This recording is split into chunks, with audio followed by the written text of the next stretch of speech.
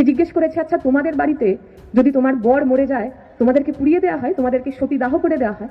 ওই মাঝি মহিলা, ওই জেলেনি, তিনি উত্তর দিয়েছেন, আসলে আমরা তো ছোট জাত, আমাদের বাবাদের সম্মানের জন্য আমাদের পুড়িয়ে না ফেললেও চলে।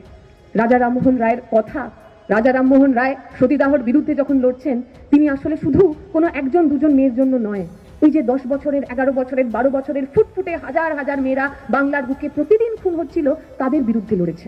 এটা রাজা রামমোহন রায়ের মাটি, হুগলির মাটি, খানাকুলের মাটি।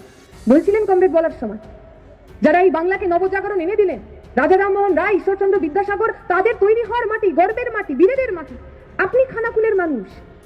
যে রাজা রামমোহন রায় এতগুলো শতক আগে আমার আপনার মহিলাদের জন্য, মহিলাদের বাঁচার জন্য সারা বিশ্বের সাথে লড়াই লড়ে দিলেন, নিজের মায়ের বিরুদ্ধে চলে গেলেন, পরিবারের এতটুকু সম্পত্তি তিনি পাননি, মা বেদখল করে দিয়েছিলেন, বলেছিলেন আমার ছেলে ধর্মচ্যুত হয়েছে।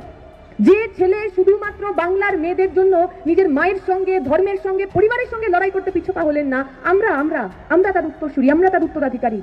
আমরা লড়াই করবো না এই বাংলার মাটির জন্য, এই বাংলার মেয়েদের জন্য, এই বাংলার মানুষদের জন্য? পক্ষ নিতে হবে তো।